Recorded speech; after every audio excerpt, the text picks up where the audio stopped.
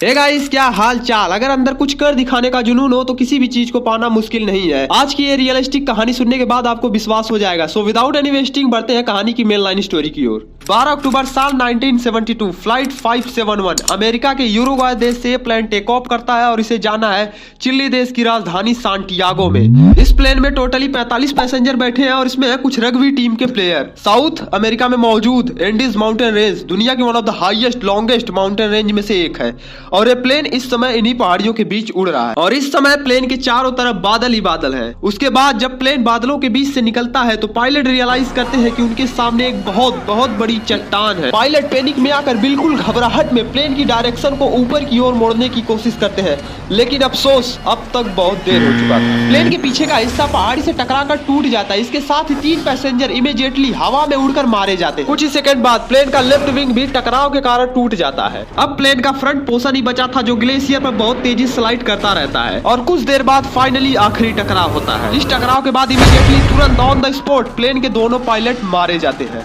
हैरानी की ये बात है कि उन 45 पैसेंजर में से अभी भी 33 पैसेंजर जिंदा हैं और ये प्लेन एंडीज की 3570 मीटर की हाइट पर किसी अनजान पहाड़ी पे क्रैश हुआ पड़ा है। ये कहानी है यूरुग्वाय फ्लाइट 571 की। आइए समझते हैं आज की इस वीडियो में। An old transport plane crashed in the Andes Mountains. 45 persons were aboard, given up for dead. Survival fascinates people. All of the passengers were given up for dead. It became known as the Miracle of the Andes.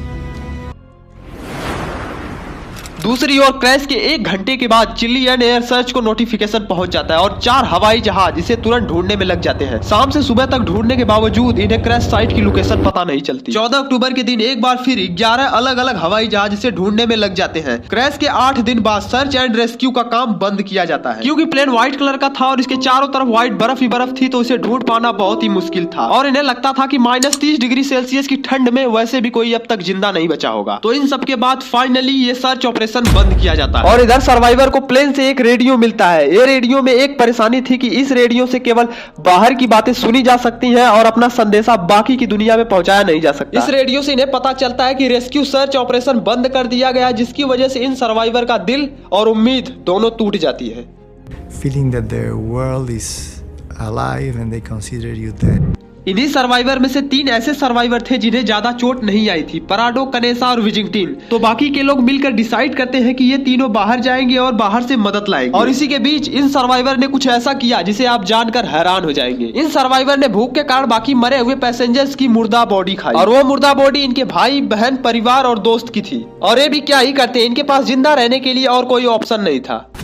We have to eat, and the only proteins are the dead bodies of the people that were in this plane. और उसके बाद पराडो, कनेसा, विजिंगटिन 3 दिन तक चलने के बाद विजिंगटिन decide करते हैं कि वो वापस क्रैश साइट की ओर लौट जाए क्योंकि अब उनके पास उतना खाना था नहीं। जहां इन्हें 3 दिन लगे थे पहाड़ी पर चढ़ने में, वहीं विजिंगटिन केवल 1 घंटे में स्लाइड करते हुए वापस क्रैश साइट पे आ जाते हैं। पराडो और कनेसा मदद की उम्मीद में चलते रहते हैं और इन्हें रास्ते में मिलती है एक बहती नदी। कंटिन्यूसली ये नदी की डायरेक्शन में चलते रहते हैं। फाइनली 9 दिन तक ट्रैकिंग करने के बाद 20 दिसंबर को इन्हें कुछ इंसानों की प्रेजेंस, कुछ गाय दिखाई पड़ती है और तभी इन्हें नदी के उस पार घोड़े में बैठे 3 लोग दिखाई पड़ते हैं। पराडो चिल्लाते हैं लेकिन नदी का इतना तेज शोर था कि इनकी आवाज उनके पास नहीं पहुंच पाती, लेकिन बाई चांस उनमें से एक आदमी इन्हें देख लेता है और इनकी तरफ देखकर चिल्लाता है, टुमारो, मैं कल वापस आऊंगा।